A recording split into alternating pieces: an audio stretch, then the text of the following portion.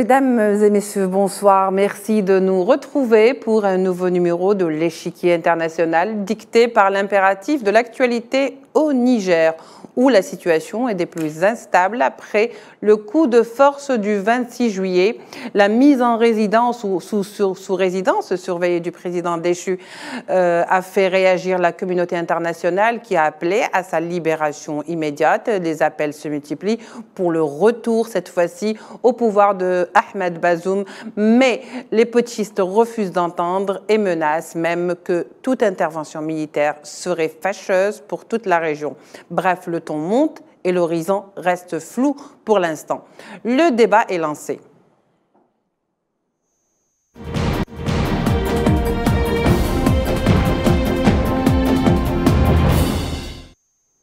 Alors, pour en parler, nous accueillons ce soir avec beaucoup de plaisir M. Abdelnour Toumi, chercheur au Centre d'études sur le Moyen-Orient Ankara. Depuis Paris, il est avec nous par Skype. M. Abdelnour Toumi, bonsoir, merci d'être avec nous. Bonsoir.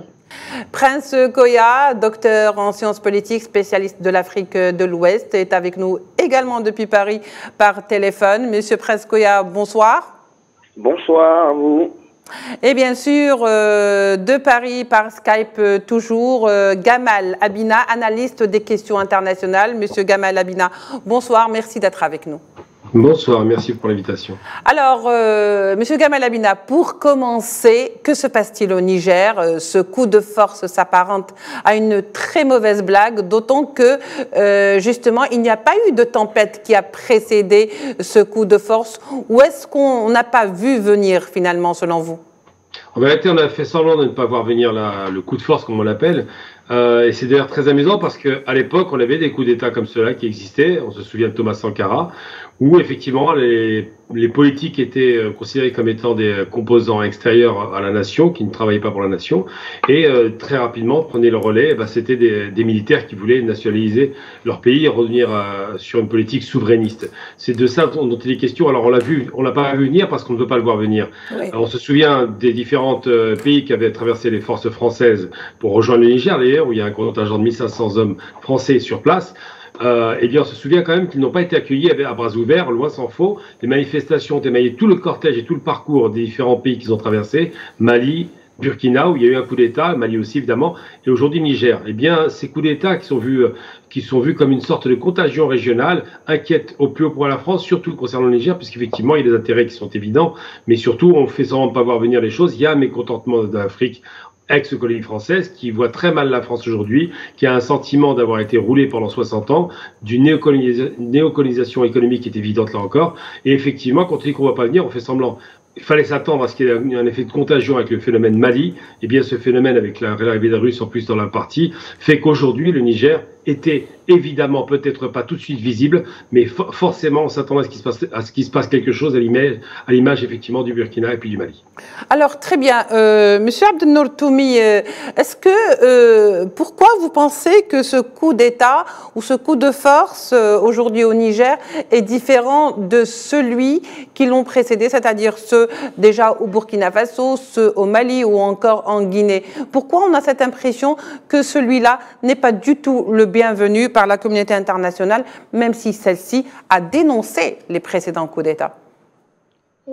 En effet, c'est-à-dire cette intervention de force, où on peut le qualifier de coup d'État, qui n'était pas du tout, c'est-à-dire d'abord,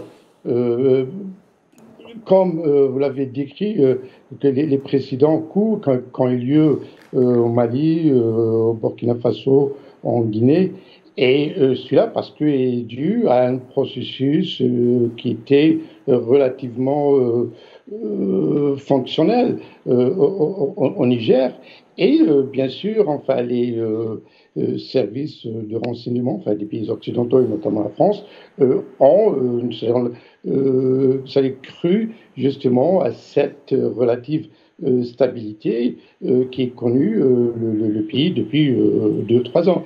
Mais c'est-à-dire ce qui a changé, c'est justement enfin le coup de force, enfin des militaires nigériens qui ont justement jugé que il était temps, c'est-à-dire d'intervenir, voire c'est-à-dire suivre cette trajectoire justement de coup d'État, qui a commencé, c'est-à-dire bien avant, hein, c'est-à-dire de là, c'est la trajectoire du Sahel qui a commencé au Soudan en 2019, puis après en 2021, et s'en est suivi au Mali, au Burkina Faso, en Guinée, et jusqu'au Niger. Et donc, c'est-à-dire cette trajectoire justement de suite, justement, ce qui est nouveau, c'est il y a justement, à l'instar du Mali et du Burkina Faso, il a au Niger cette nouvelle génération d'élites militaires qui, c'est-à-dire commence c'est-à-dire qui a émergé comme de forces anti, si vous voulez, occidentales. Et ça si vous voulez, c'est une sorte de renouveau néo-panafricanisme qui est en train de voir le jour dans toute la région. Et cela dit, justement, c'est-à-dire bouleverser justement la politique des pays occidentaux, notamment la France, qui est vraiment un pays actif dans la région, et c'est-à-dire, bon, sachant qu'il y a eu des erreurs stratégiques commises par la France, depuis l'opération Serval 2013, s'ensuit du Barkhane 2014 au Mali, et toutes, c'est-à-dire ces politiques du président Macron qui ont justement abouti à un échec flagrant, justement, c'est-à-dire toute la région maintenant du Sahel est instable, et bien sûr qu'il va y avoir des répercussions sur les pays voisins, et notamment l'Algérie.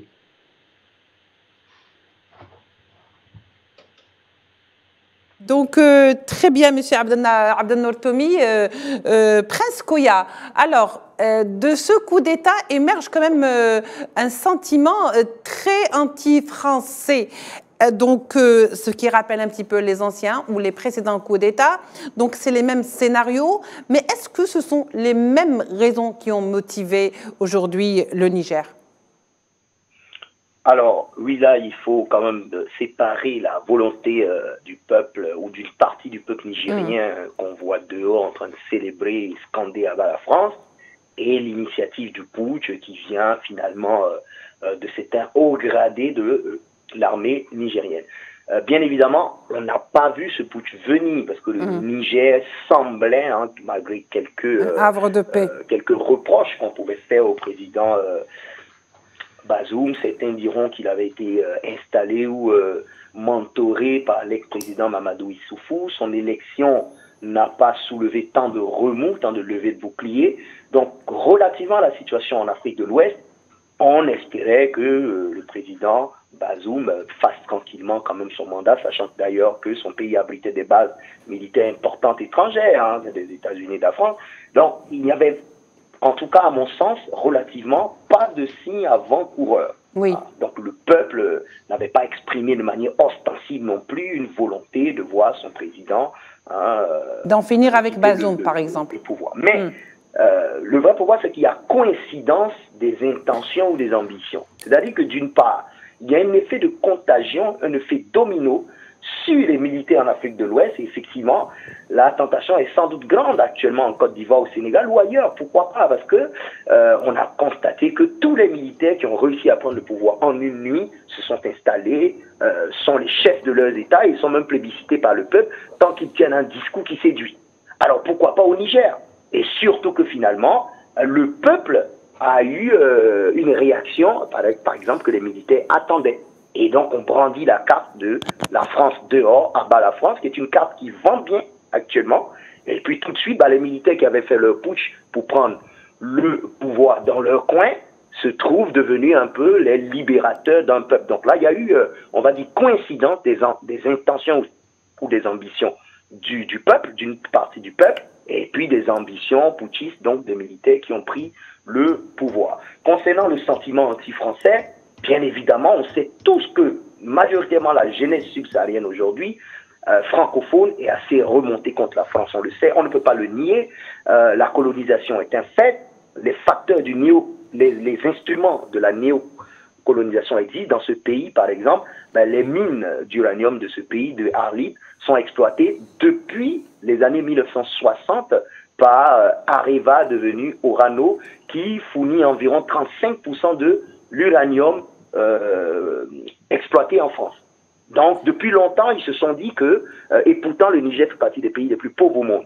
Donc, cette idée qu'effectivement, ils sont exploités depuis la colonisation, l'indépendance, et avec les bases militaires, donc françaises encore dans ce pays, fait effectivement croire au peuple que la France est l'un des auteurs ou l'une des autrices finalement du sous-développement de ce pays et finalement de la léthargie dans laquelle il est. Donc ce sentiment anti-français est nourri évidemment également par cet aspect des choses.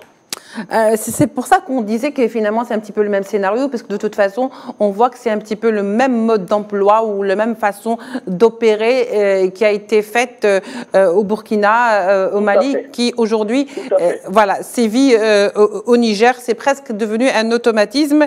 Mais la question qu'on se pose aujourd'hui, c'est pourquoi la communauté internationale, Gamal Abina, je me tourne vers vous, pourquoi la communauté internationale qui avait montré par le passé plus ou moins d'indulgence, qui s'est montrée plus ou moins conciliante aujourd'hui, est très de rigueur avec le Niger et demande carrément le retour au pouvoir de Mohamed Bazoum.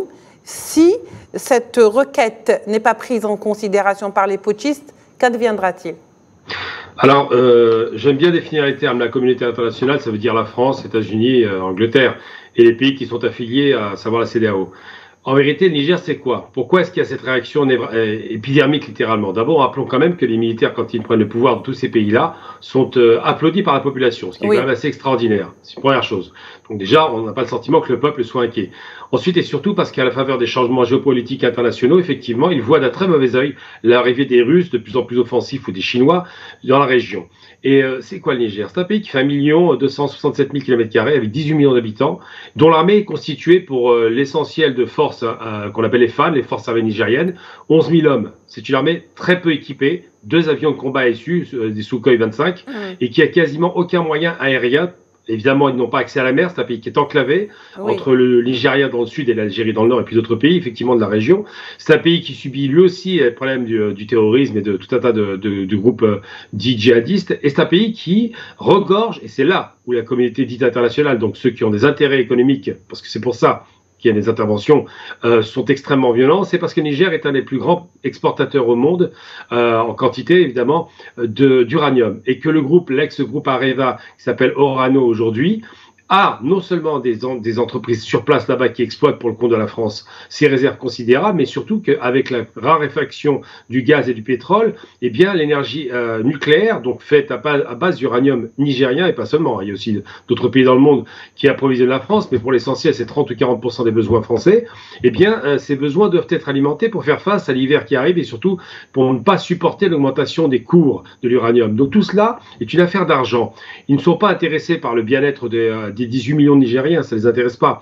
Ce qui les intéresse simplement, c'est de se dire que leurs actifs à l'étranger, en l'occurrence ces réserves de minerais qui sont extrêmement importants aujourd'hui, soient garantis. Et d'ailleurs, j'en veux pour preuve que les Français, lorsqu'ils prennent la parole, M. Macron, qui pour le coup propose à la CEDEAO de faire le travail en 1 semaine, ce qui est quand même très inquiétant, un ultimatum.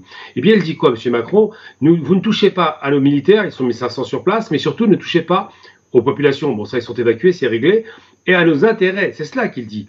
Il ne dit pas ça quand il y a le Mali qui passe de l'autre côté, du côté plutôt russe. Il ne le dit pas quand c'est le Burkina. Il ne le dit pas évidemment quand c'est des pays qui ne sont pas francophones. Mais le Niger est un intérêt stratégique pour lui. Et ce qui pose problème aujourd'hui, c'est qu'effectivement, les populations africaines se rendent bien compte du double standard. D'un côté, on va condamner des putschistes qui sont aimés par le peuple d'ailleurs. Rappelons tout de même qu'il n'y a pas de manifestations de masse pour les dégager. Donc on les condamne parce qu'ils ont un discours qui est anti-impérialisme français et non pas anti-France. C'est l'impérialisme qui pose problème, pas la France. Et de l'autre côté, lorsqu'un le fils d'un général, Idriss, Déby arrive au pouvoir sans élection, sans mandat et sans aucune justification, si ce n'est qu'il est le fils de son père, la France va directement sur place lui rendre hommage. Et bien là, on sent qu'il y a un sentiment d'injustice, effectivement. On se dit, bah, finalement, les dictateurs qu'on aime bien, on les conserve, et ceux qu'on n'aime pas, on les dégage. Et c'est un peu le sentiment que ça donne. C'est pour ça que le Niger, c'est une réserve considérable de minerais, d'uranium, mais pas seulement. C'est un pays qui a une importance de ce point de vue-là géoéconomique considérable, et surtout, on ne veut pas que les Russes, qui ont déjà le Kazakhstan, s'emparent en plus de ces réserves de minerais qui pourraient poser problème en approvisionnement pour l'Occident. Voilà, donc comme je le disais, le bras de fer est engagé. Donc Abdelnour Toumi, les pays de la région, le Burkina Faso, le Mali, se sont solidarisés, bien sûr, avec le Niger, disant que toute opération militaire au Niger toucherait également leur pays. C'est quand même un élan de solidarité avec le Niger face à une communauté qui s'appelle la CEDEAO et qui, elle, a donné quand même un ultimatum d'1 semaine pour le rétablissement, je dis bien, de Mohamed Bazoum au pouvoir. D'abord, que risque-t-il d'y advenir? Parce que de toute façon, il y a quand même, on parle de plus en plus d'une intervention militaire. Et surtout, est-ce que vous pensez que le scénario d'un retour de Mohamed Bazoum par la force est envisageable? Le retour du président déchu Mohamed Bazoum par la force, je crois que pour le moment, ce scénario est écarté parce qu'on a déjà vu que, c'est-à-dire, si vous voulez, le temps qui a été prononcé dimanche, enfin, du président en exercice de la CEDEAO, enfin, du président nigérian, enfin, le nouveau président nigérian, M. Boula Ahmed Tinubu, c'est-à-dire a changé avec, si vous voulez, le cours de ces heures qui sont écoulées concernant la crise. Donc, je trouve que la CEDEAO est une organisation sous-régionale. On peut dire qu'elle est peu crédible vis-à-vis, si vous voulez, enfin, de la population de ces 15 pays membres. Et notamment, on a vu que, c'est-à-dire le challenge direct, enfin, des autorités militaires au Mali et au Burkina Faso, qui ont envoyé un message clair, justement, à toute tentative, c'est-à-dire l'usage de force, donc que ça va justement embraser la région. Donc, on voit que quand même, si vous voulez, la CEDEAO donc, est en train de mener, c'est-à-dire une politique, enfin, du bâton et de la carotte, et donc, parce qu'on sait très bien que cette organisation n'est pas vraiment libre de ses mouvements. Il y a des pays derrière qui sont en train de, si vous voulez, mener justement ou la mettre en avant justement pour, c'est-à-dire se présenter comme une, si vous voulez, ligne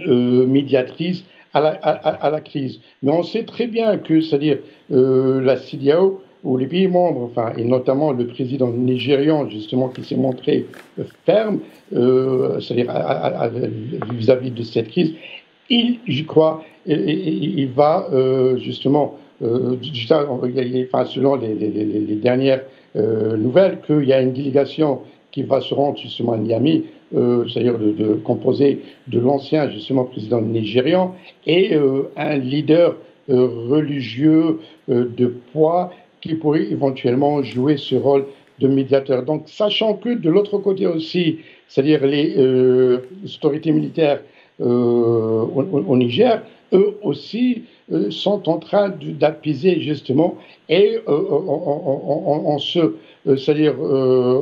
rencontrant avec justement des groupes, des chefs des groupes religieux et ethniques, sachant que la politique justement enfin du Niger est basée de ces éléments-là.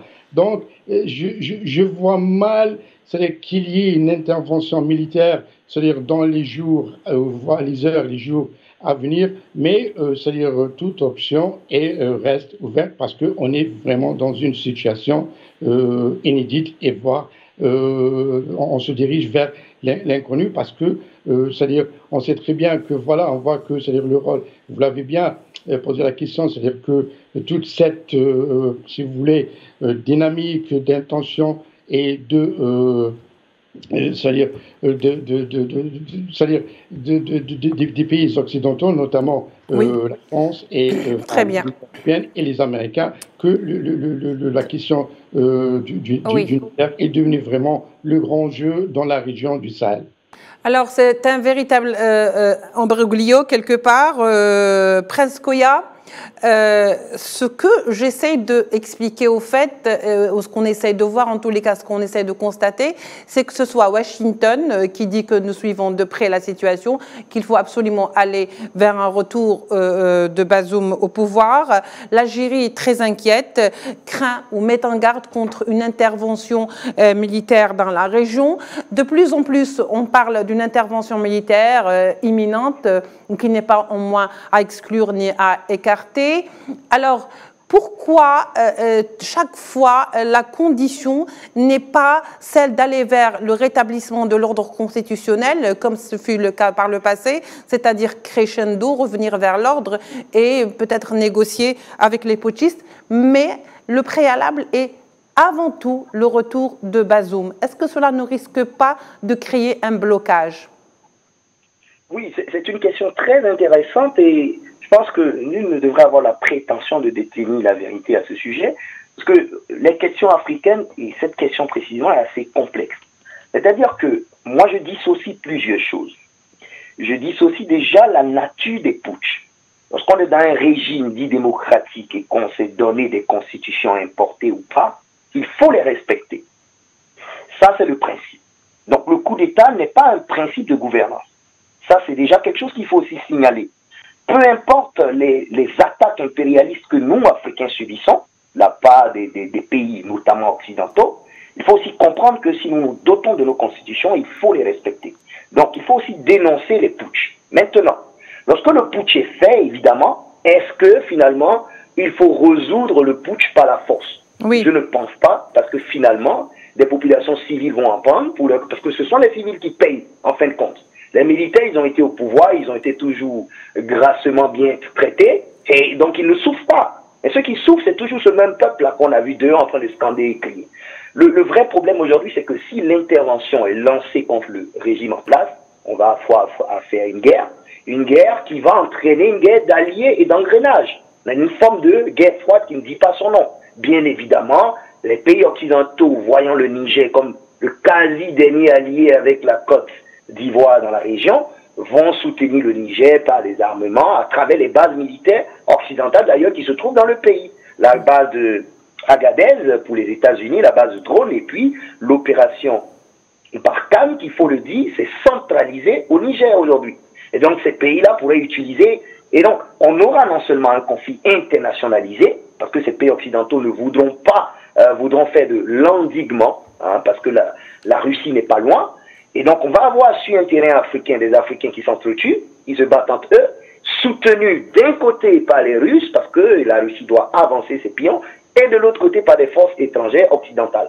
Donc, ça n'arrangerait pas d'abord les populations africaines, ni le Niger, et puis finalement, ni le continent. Oui. Donc, il est quand même important, à la base, de se doter d'outils pour que nous ne jouions pas avec nos constitutions. Si nos constitutions ne nous arrangent pas, il faut faire les assises nationales générales en temps de paix pour les réviser, pour que nos constitutions nous ressemblent une bonne fois pour toutes, pour ne pas qu'on ait aussi affaire à des putschs qu'on va justifier tout le temps par le fait que nos dirigeants n'ont pas été choisis par nous. Oui. Une fois que c'est fait en temps de paix, il faut veiller à ce que finalement il n'y ait pas de putsch. Mais le putsch qui est arrivé, évidemment, on ne peut pas le régler par la guerre. On est obligé finalement de discuter, c'est une médiation, pour trouver une solution de paix parce qu'un conflit qui interviendrait là serait un conflit interne, internationalisé et qui aurait un effet de domino quasiment sur toute la région ouest africaine. Très bien, d'autant plus que, Prince, que les putschistes ne semblent pas du tout déterminés à un retour de Mohamed Bazoum au pouvoir, après donc tout cet effort qu'ils ont déployé pour le prendre. Gamal Abina, il nous reste moins d'une minute, je veux juste conclure avec vous. Est-ce que vous pensez aujourd'hui que cette insistance ou cette condition du retour de Bazoum aujourd'hui, est-ce que Bazoum est le garant de cet équilibre sécuritaire dans la région, que s'il venait à partir, cet équilibre serait réellement touché? Absolument pas. La seule chose qu'il faille retenir, c'est qu'on fait un chantage à un chef d'État, enfin un dirigeant qui a fait un coup de force, mais c'est pas le premier ni le dernier. Et surtout, on se rend bien compte qu'il y a beaucoup de soldats étrangers au Niger et que c'est un dispositif qui est mis en danger. J'ai envie de dire simplement pour rendre hommage à la diplomatie algérienne, qu'ils ont pris position il y a à peu près une heure pour dire qu'on ne doit pas laisser l'intervention se faire et que tout comme le Mali, l'Algérie dit, il faut qu'il y ait un retour à l'ordre constitutionnel. Ils ne donnent pas de leçon de démocratie. Est-ce que vous connaissez, vous, une base nigérienne au sud de Paris? Vous ne la connaissez pas parce qu'elle n'existe pas. En revanche, des bases françaises, anglaises, américaines peuvent tranquillement essaimer, se positionner dans les territoires africains sans l'autorisation des peuples. Je ne parle pas des dirigeants corrompus, mais des peuples. Donc aujourd'hui, donner des leçons de démocratie à des peuples qui voient que le système, soi-disant démocratique, les conduit à la catastrophe et que le terrorisme continue à proliférer, eh bien, c'est fort de café. Et ils n'ont pas à prendre de leçons là-dessus. Donc je pense qu'effectivement, il faut revoir sa copie. Merci beaucoup, Gamal Abina. Je rappelle que vous êtes expert des questions internationales, que vous étiez avec nous par Skype depuis Paris. Merci Abdelnour Toumi, chercheur au Centre d'études sur le Moyen-Orient à Ankara. Et bien sûr, Prince Koya, docteur en sciences politiques, spécialiste de l'Afrique de l'Ouest. Vous étiez tous avec nous depuis Paris. Merci de nous avoir suivis. On se retrouve demain pour un autre numéro de l'Échiquier international. Au revoir.